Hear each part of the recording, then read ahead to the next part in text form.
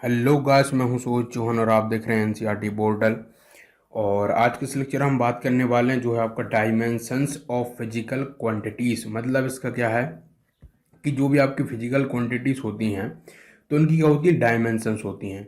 अब डायमेंशंस का मतलब ये रहता है कि जैसे आपने क्या करा, आप पहले तो मैं बताता हूँ फिजिकल क्वांटिटीज़ मतलब क्या है। तो ये तो आपको मैंने पिछले लेक्चर में ही बताया था। ये जो पहला लेक्चर तो उसमें बताया था फिजिकल क्वांटिटीज, जैसे आपका लेंथ है, मास है, ये आपका जो है क्या है, टाइम है, और टेम्परेचर केल्विन है। मतलब इस तरह से ये जो हमारी फिजिकल क्वांटिटीज़ होती हैं तो इनकी डायमेंशन का मतलब ये रहता है कि उन क्वांटिटीज़ को हमने कितनी बार यूज़ किया है किसी भी एक जो है एक मतलब डाटा को रिप्रेजेंट करने के लिए। जैसे कि मैं बात करता हूँ आपका एरिया।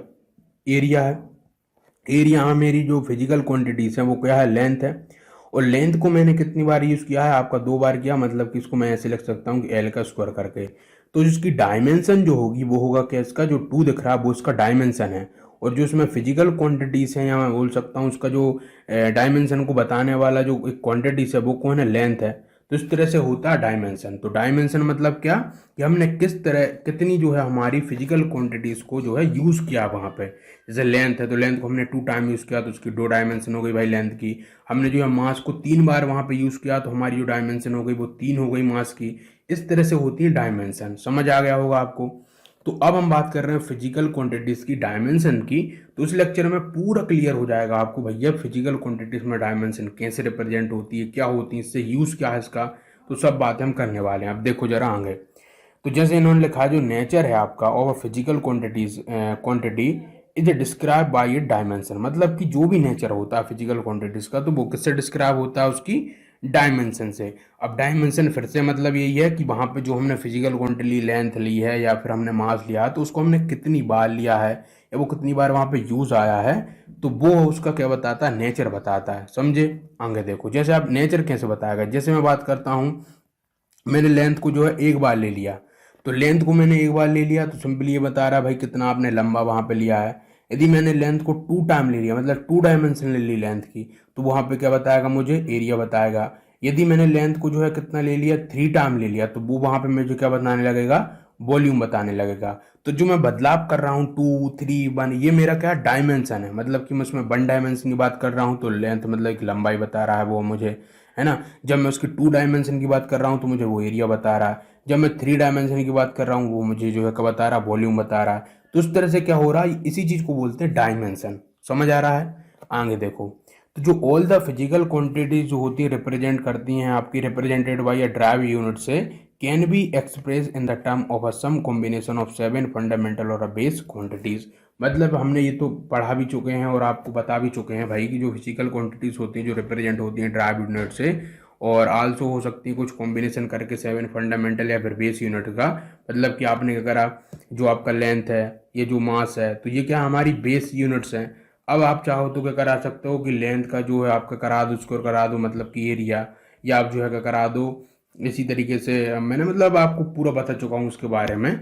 तो उनसे क्या करते हैं, इनको रिप्रेजेंट करा जाता है। ये इतना आपको क्लियर है। आगे देखो।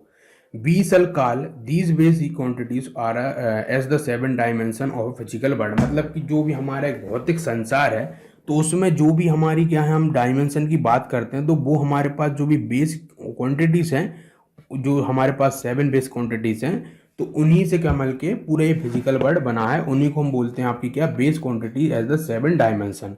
7 डायमेंशन कौन कौन सी है, जैसे आपको भी आएंगी, जैसे लेंथ है, मास है, और आपका टाइम है, टेम्परेचर मतलब केल्विन है, या आपका ल्यूमिनेसेंसिटी मतलब कि जो आपका सीडी करके बोला जाता है, मोल जो होता है उसको हम मोल करके लिखते हैं। तो ये जो हमारे पास जो 7 है वो क्या है, डायमेंशंस हैं। अब ये जो है हमारी कितने बार होती हैं वो उनके डायमेंशन बदलते जाएंगे, या फिर बोल सकते हैं इसमें पावर जुड़ती जाएगी। मतलब एल का स्क्वायर हो जाएगा, एल एल का क्यूब हो जाएगा, एम का स्क्वायर हो जाएगा, एम का क्यूब हो जाएगा। तो इस तरह से उनकी क्या होंगी, इनमें पावर बढ़ती जाएंगी जो जितनी बार यूज होंगी। तो ये मेन तो क्या है हमारे पास, यही है बेस, या यही बोल सकते हैं यही हमारे पास डायमेंशन है। इतना क्लियर है। तो आगे बोला जा रहा है कि जो these base quantities as the 7 dimension है इस फिजिकल वर्ल्ड की, तो विच आर डिनोटेड विथ, उनको जो डिनोट करते हैं वो करते हैं स्क्वायर ब्रैकेट से। मतलब कि अब जब डायमेंशन आप लिखोगे तो जैसे आपने लिखा है एल, तो एल यहाँ पे डायमेंशन नहीं है। एल यहाँ पे क्या रिप्रेजेंट कर रहा है, लेंथ को, कि भाई उसमें लेंथ या जो लेंथ की यूनिट है, या फिर बोल सकते हैं, हाँ यूनिट तो नहीं बोलेंगे लेकिन लेंथ जो है लेंथ को रिप्रेजेंट कर रहा है एल। लेकिन जब हम डायमेंशन की बात करेंगे तो उसमें इस तरह से हम ये ब्रैकेट लगाएंगे, जब ये ब्रैकेट लगा होगा तो हम बोलेंगे वहाँ पे इस डायमेंशन की बात कर रहे हैं, कि जो भी हमारे पास क्वांटिटी है तो उसमें जो एल है वो उसकी डायमेंशन है। समझे? आगे देखिए जरा, 10 जैसे आप बोल रहे हैं, जैसे लेंथ है, लेंथ हैज़ अ डायमेंशन, जिसे हम करते हैं ब्रैकेट में एल करके। मास यदि होगा तो उसको हम ब्रैकेट में लिखेंगे स्क्वायर ब्रैकेट में इस तरीके से। टाइम को हम ब्रैकेट में स्क्वायर ब्रैकेट में लिखेंगे कैपिटल टी में, है ना। इलेक्ट्रिक करंट को जो है स्क्वायर ब्रैकेट में ए में लिखेंगे। डायमोनिक थर्मोडायमनिक टेम्परेचर जो कि होता है कि उसको इस तरह से लिखा जाता है। उसी तरीके से लुमिनस इंटेंसिटी जो अमाउंट ऑफ सब्सटेंस, मतलब इस तरीके से लिखेंगे डायमेंशन को। इतना क्लियर है? आगे देखिए जरा, अब ये सबसे इंपॉर्टेंट लाइन है जो आपकी ब्लैक में लिखी हुई है, वो जरा समझ लो। ये बोलती है कि जो dimensions of physical quantities are the power, मतलब कि बोला जा रहा है, जो मैंने आपको स्टार्ट होने से ही बताया था लेक्चर के, वो ये है कि जो डायमेंशंस जो होती हैं फिजिकल क्वांटिटीज की, वो जो होती पावर होती हैं, या बोल सकते हैं वो एक्सपोनेंट्स होती हैं, to which the base quantities are raised to represent that quantity. मतलब कि वहां पे क्या होगा कि जो भी क्वांटिटी, जिस भी मतलब जो भी फिजिकल क्वांटिटी वो जो रिप्रेजेंट कर रहा है, मतलब जो लेंथ है, जो मास है, वो जो रिप्रेजेंट कर रहा है, जो डायमेंशन होगी वो उनकी पावर होंगी। कैसे पावर होंगी? मतलब यदि इसके एल के ऊपर जीरो लिखा है तो जीरो का मतलब ये है कि वहां पे इसका क्या है, कोई भी डायमेंशन है ही नहीं। मतलब हमारे पास ऐसी कोई फिजिकल क्वांटिटी है जिसमें कि लेंथ का कोई यूज ही नहीं है। तो ऐसा हो सकता है कई बार, है ना। या हो सकता है कि वहां पे हमारे पास एम जीरो हो जाए, तो हो सकता है ऐसी हमारे पास कोई क्वांटिटी है जिसमें एम का कोई यूज ही नहीं, जैसे स्पीड है ना। जैसे कि स्पीड है, स्पीड में हम जानते हैं क्या होता है, लेंथ ओवर टाइम होता है। तो यहाँ पे जब इसकी डायमेंशन लिखाएगी तो बोलेंगे भैया एम जो है जीरो है, मास का कोई खेल ही नहीं है, एल एक है, और टी जो है, टी हम इस तरह से माइनस का वन लगा देंगे, मतलब बोलेंगे M zero L T minus one, मतलब इस तरह से जो स्पीड का हमने डायमेंशन बता दिया। तो ये होता है डायमेंशन। यदि कोई हमारे पास क्या होता है, मान के चलो अब हमारे पास है एरिया, है ना, एरिया है। एरिया जो होता है हम कैसे लिखते हैं उसको, एल का स्क्वायर करके। तो जो यहाँ पे स्क्वायर आ गया वो क्या बता दिया उसने, इसकी डायमेंशन है, लेकिन क्या इसकी टू डायमेंशन है ना। एरिया जो हमारा क्या है, टू डायमेंशन है। एरिया के पास क्या है, टू डायमेंशन है। तो इसलिए आप बोलते हो ना 2D 3D 4D, तो वो यही है ना, कि मतलब 2 डायमेंशन है, 3D डायमेंशन है, 4D डायमेंशन है, तो वो यही डायमेंशन होता है। तो आपको ये क्लियर होना चाहिए दिमाग में कि डायमेंशन क्या होती है। डायमेंशन मतलब कि जो भी आप अगर ले रहे हो फिजिकल क्वांटिटीज ले रहे हो, जैसे लेंथ है, मास है, तो उसका रेज टू पावर, मतलब कि रेज टू पावर है आपको 1 है, 2 है, 3 है, तो वो होती है डायमेंशन। आगे देखो, note that using the square bracket जो हमारा लगा रहा है, राउंडा जो है quantity means that we are dealing with जो है डायमेंशन ऑफ क्वांटिटी। मतलब कि जब हम ऐसा कर देंगे कि उसमें क्या करा देंगे, इस तरह से लिख देंगे, तो इसका मतलब ये हो जाएगा कि हम वहां पे जो एल है, तो एल की हम डायमेंशन की बात कर रहे हैं ना, मतलब स्क्वायर ब्रैकेट लग जाएगा, तो ये हो जाएगा। आगे देखो, इन मैकेनिज्म, मतलब मैं गलत पढ़ दिया मैंने, इसको क्या लिखा, इन मैकेनिज्म, मतलब जो हमारा क्या होता है, जो हमारा मैकेनिक्स है, ऑल जो फिजिकल क्वांटिटीज होती हैं can be written in term of a dimension. तो मतलब जो भी हमारे पास क्या है फिजिकल क्वांटिटीज हैं, जितनी भी हैं, उनको हम डायमेंशन की टर्म में लिख सकते हैं। मतलब उसमें हम इस तरह से एल एम एन टी करके यूज कर सकते हैं। जैसे फॉर एग्जांपल के लिए जो वॉल्यूम होती है, ऑक्यूपाई एन ऑब्जेक्ट के द्वारा जो होती है, उसको एक्सप्रेस किया जाता है product of a length, breadth and height. और हम जानते हैं जो लेंथ है वो भी एल ही है, ब्रेथ भी एल है, और हाइट भी एल है। तो मतलब इसको हम लिख सकते हैं 3 लेंथ करके, या हैंस जो है डायमेंशन जो हो जाएगी वॉल्यूम की, वो एल इंटू मैल, मतलब कि इस तरह से ब्रैकेट के ऊपर हम 3 लगा देंगे, या फिर इस ब्रैकेट के अंदर भी आप लिख सकते हो। तो ये हमें क्या रिप्रेजेंट करेगा कि as the volume is independent है किसके, मास के और टाइम के। लेकिन वॉल्यूम जो है वो क्या है, हमारी 3 डायमेंशन है ना, वॉल्यूम के पास क्या है, 3 डायमेंशन है। आपसे कोई पूछ सकता है कि भाई जो हमारा वॉल्यूम होता है उसके पास कितनी डायमेंशन होती है, आप बोल दोगे 3 होती है। कैसे? इसके पास ये एल के ऊपर क्यू आता है इस कारण से, है ना। एरिया के पास कितनी डायमेंशन है, आप बोल दोगे 2 होती है। कोई आपसे बोल दे कि भाई जो हमारा वॉल्यूम होता है क्या वो मास और टाइम पर डिपेंड करता था, आप बोलोगे नहीं करता है, उसका ये सिंपल आप ये देख लोगे, है ना। तो उस तरह से इन्होंने लिखा है कि जो हमारा वॉल्यूम होता है वो इंडिपेंडेंट होता है मास और टाइम को, मतलब मास और टाइम पे कैसे डिपेंड करेगा, और आप खुद भी थोड़ा लॉजिकल दिमाग लगा सकते हो, है ना। उसके अलावा देखो, it is said to possess zero dimension in mass. बोल रहा है कि हम ऐसे लिख सकते हैं कि जो हमारा वॉल्यूम है उसके पास क्या है, मास नहीं है, तो उसका मतलब उसके पास क्या है, जीरो लगा देंगे, जिससे हो जाएगा हमें समझ आ जाएगा कि मास वहाँ पे बात नहीं हो रही। मतलब कि वहाँ पे जो डायमेंशन है मास का वो जीरो, मतलब यहाँ पे बोल रहे हैं जीरो डायमेंशन है मास का। 0 डायमेंशन है आपका टाइम का, एंड 3 डायमेंशन है आपका किसमें, लेंथ में। तो यही मैं बोल रहा हूँ आपसे किस तरह से रिप्रेजेंट करते हैं, इस तरह से लिखा जाता है कि भाई 0 डायमेंशन है मास में, 0 डायमेंशन है टाइम में, लेकिन 3 डायमेंशन है लेंथ में, समझे। उसी तरीके से जो हमारा फोर्स होता है तो वो क्या होता है, सिंपल हम जानते हैं, जो होता है वो प्रोडक्ट होता है किसका, मास का और एक्सेलरेशन का।